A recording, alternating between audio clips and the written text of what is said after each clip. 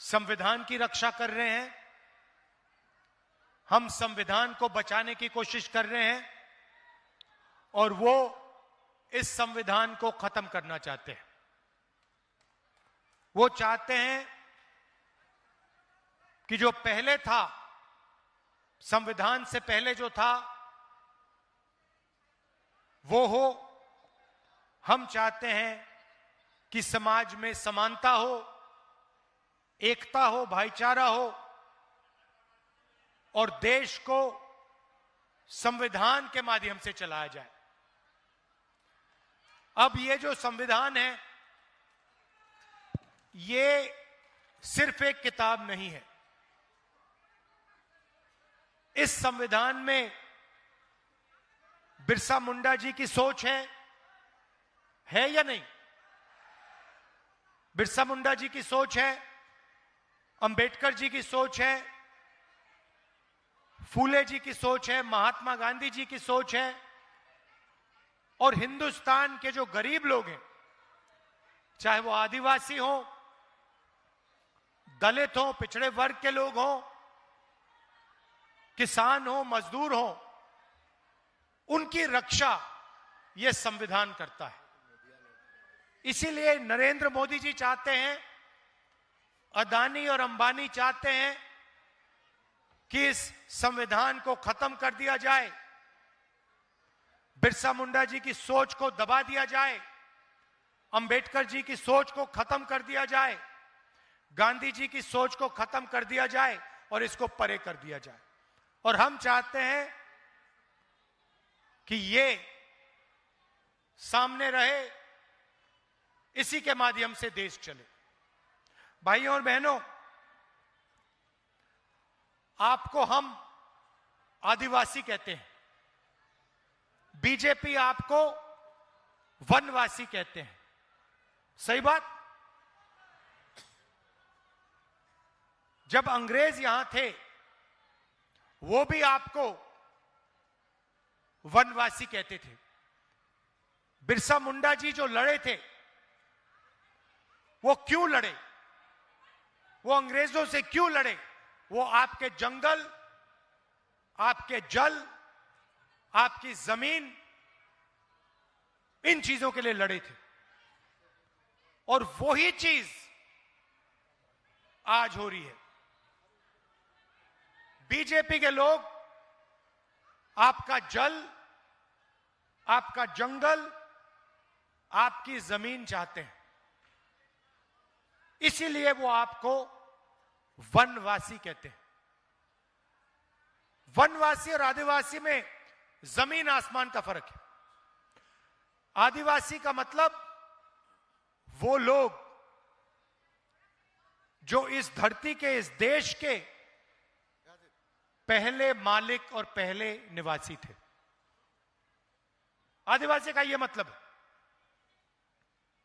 हम आपको आदिवासी कहते हैं क्योंकि हम जानते हैं कि हिंदुस्तान के पहले मालिक आप लोग थे।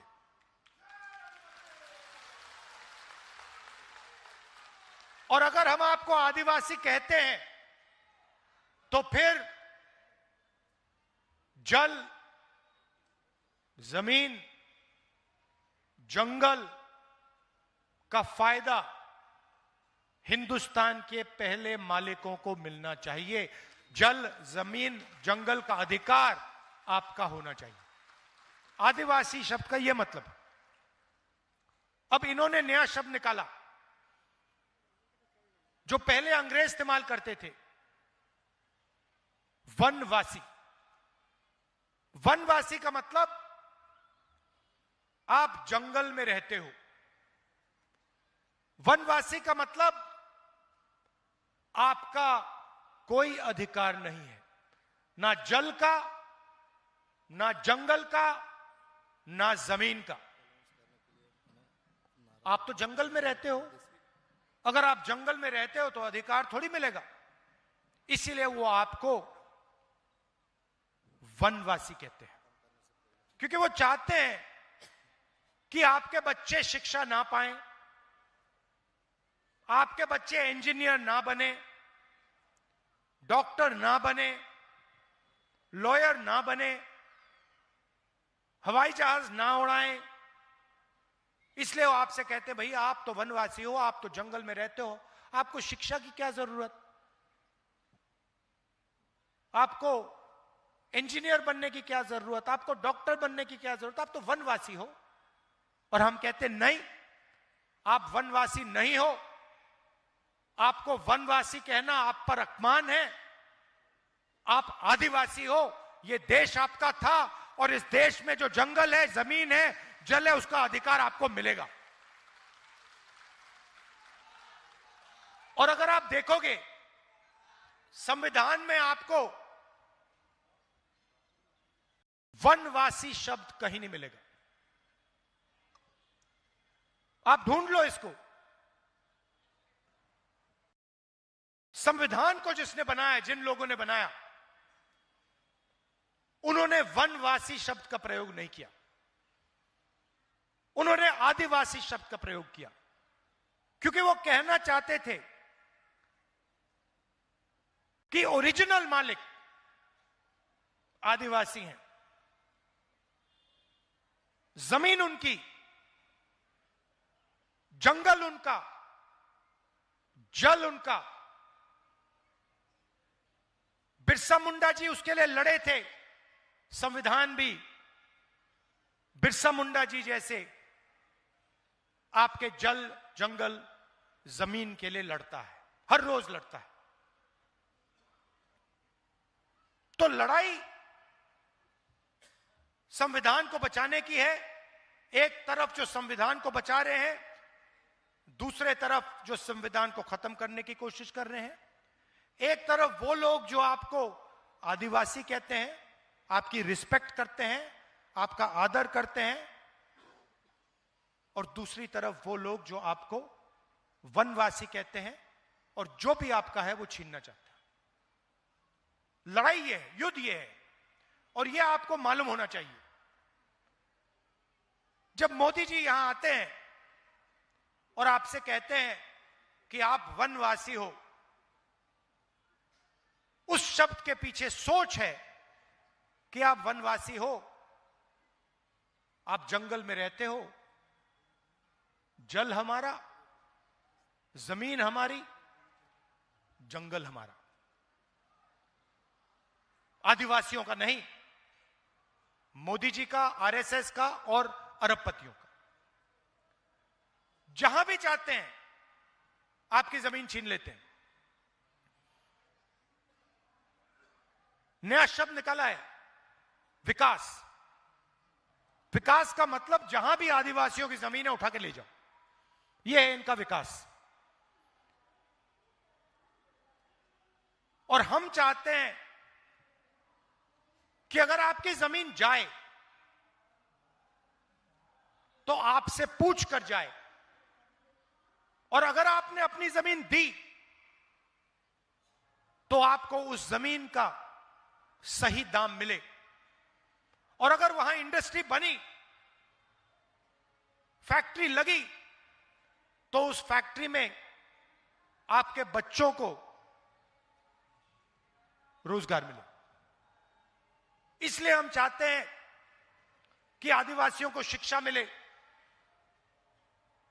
उनके बच्चे, आपके बच्चे इंजीनियर बने, डॉक्टर बने, लॉयर बने, फैक्ट्री को चलाना सीखें।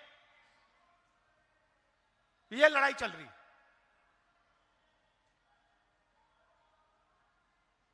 आप देखिए, इस देश में तकरीबन 8% आदिवासी हैं, 15% दलित हैं और तकरीबन 50% ओबीसी हैं। और उसमें आप 15% माइनॉरिटी जोड़ दीजिए।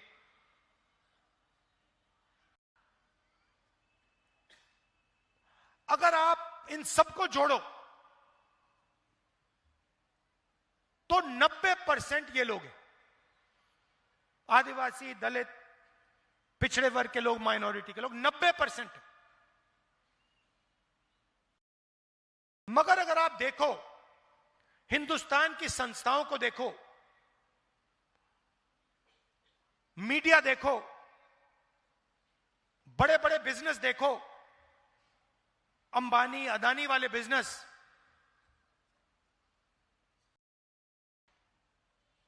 जुडिशियल सिस्टम देखो, कोर्ट कचहरियां देखो, आपको 90% में से कोई इनके अंदर नहीं दिखेगा। हिंदुस्तान की सरकार को 90 लोग चलाते हैं। आईएएस के लोग हैं, बजट को ये बांटते हैं। हर साल आपके जेब में से जीएसटी निकलती है। आप पेट्रोल खरीदते हो,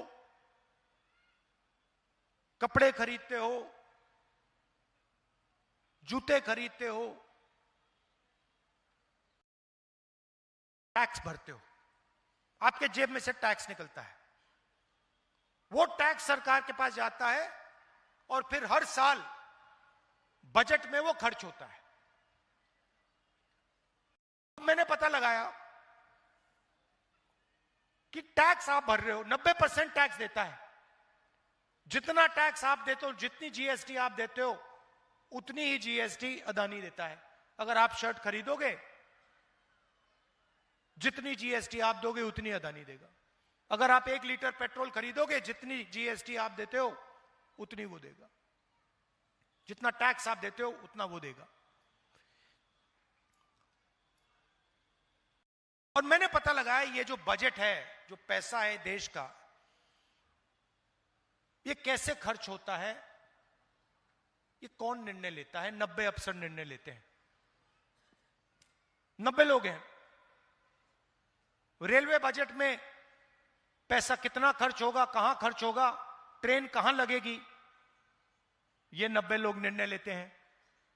हाईवे कहां बनेगी, रोड कहां बनेगी, कैसी बनेगी, ये निर्णय लेते हैं। सेना को कितना पैसा मिलेगा, ये निर्णय लेते हैं। शिक्षा में कितना पैसा जाएगा, ये निर्णय लेते हैं। आदिवासी स्कूल कितने बनेंगे, दलित स्कूल कितने बनेंगे, निर्णय ये लेते हैं। कर्जा माफ होगा, निर्णय ये लेते हैं। डिसीजन इनका। 90 में से आदिवासियों की आबादी हिंदुस्तान में 8%। 90 में से एक अफसर आदिवासी वर्ग का है। एक अफसर, और उसको भी पीछे बैठा रखा है कोने में। अगर हिंदुस्तान की सरकार 100 रुपए खर्च करती है तो आदिवासी अफसर 10 पैसे का निर्णय लेते हैं। अच्छी तरह सुनिए, अगर हिंदुस्तान की सरकार बजट में 100 रुपए खर्च करती है तो 10 पैसे का निर्णय आदिवासी अफसर लेते हैं। आपकी आबादी 8%, 100 में से 8, और आपकी भागीदारी 100 में से 10 पैसे। दलित 15%, 90 अफसर में से 3 दलित हैं।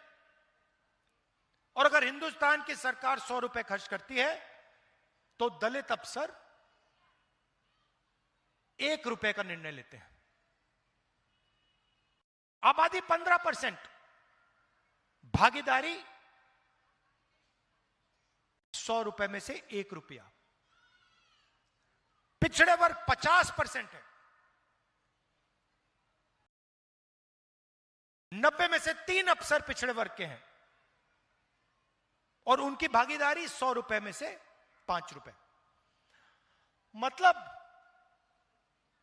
दलित, आदिवासी, पिछड़े वर्ग के अफसर 100 रुपए में से 6 रुपए 10 पैसे का निर्णय लेते हैं। आपकी आबादी 90%, भागीदारी 100 रुपए में से 6 रुपए। अब मैंने ये बात उठाई, पार्लियामेंट में बात उठाई कि भाई ये हो क्या रहा है। हिंदुस्तान के लोग, आदिवासी, दलित, पिछड़े वर्ग के लोग, इनकी इस देश में भागीदारी नहीं है। कॉर्पोरेट इंडिया में नहीं है, जुडिशियल सिस्टम में नहीं है। मीडिया में आप दिखा दो मुझे, आप मुझे मीडिया में, नेशनल मीडिया में एक आदिवासी एंकर दिखा दो,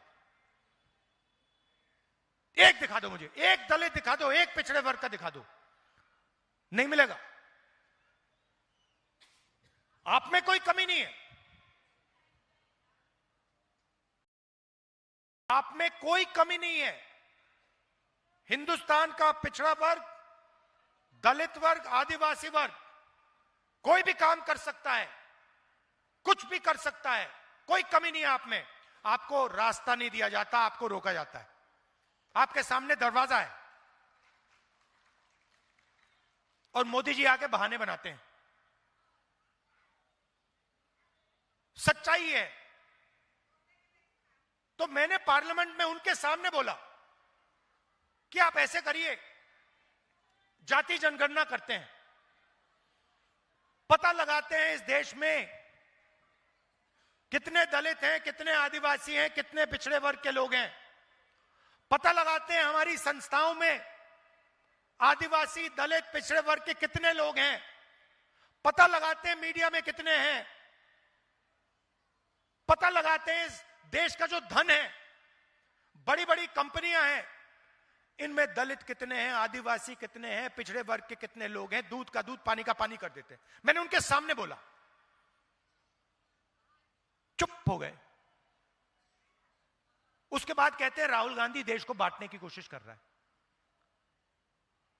मतलब 90% लोगों के पास देश को चलाने में भागीदारी नहीं है। आप अंदर नहीं घुस सकते। मैं वो बात उठा रहा हूं, मैं कह रहा हूं कि भागीदारी होनी चाहिए, 90% लोगों को जगह मिलनी चाहिए।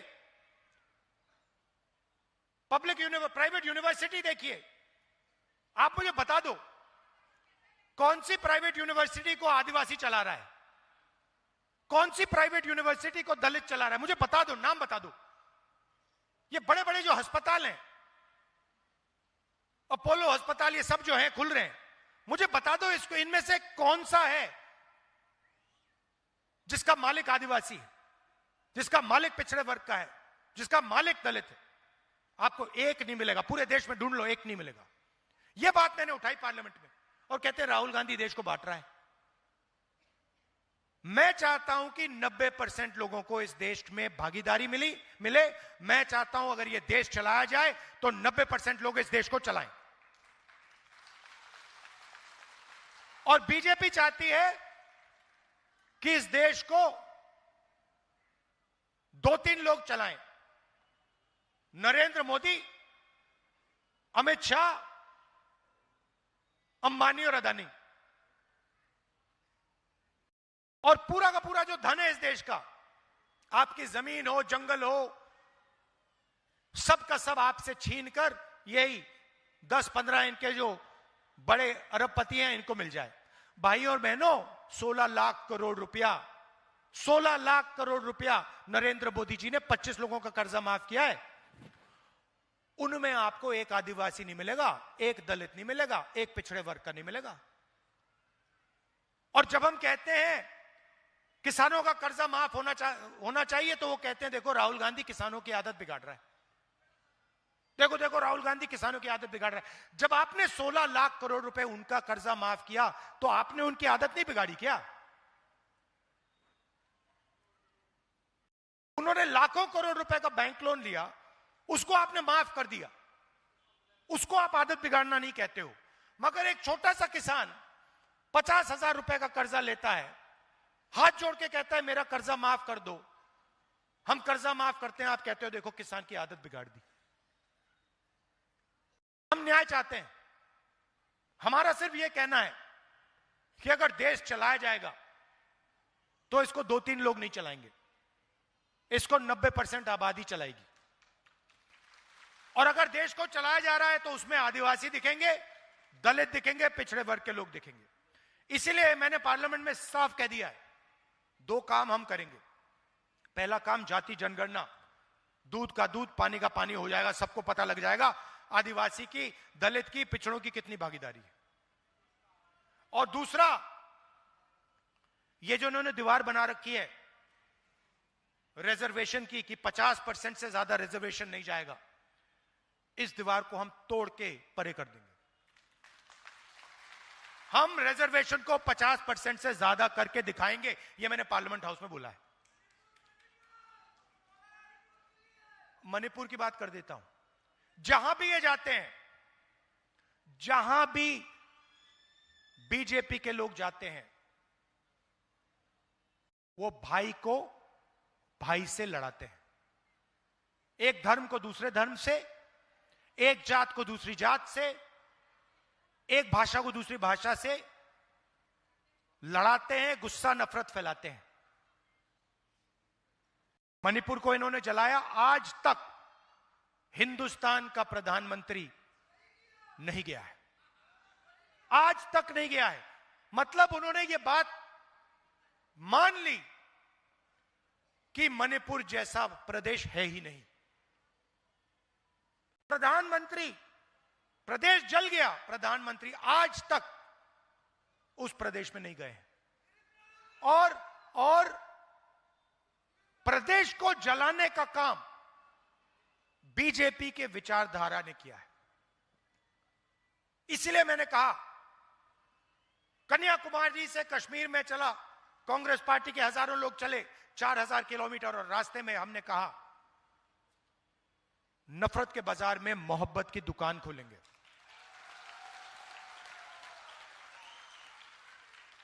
नफरत के बाजार में मोहब्बत की दुकान खोलेंगे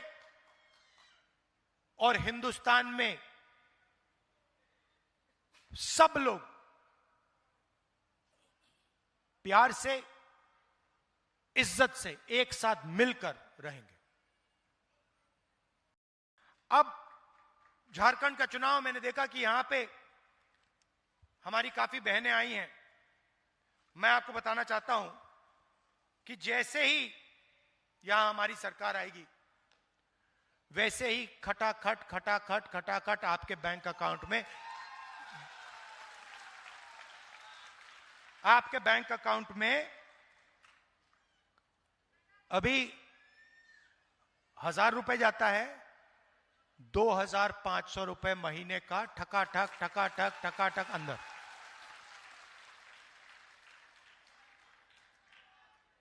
जो एससी एसटी ओबीसी का रिजर्वेशन है उसको हम बढ़ाएंगे।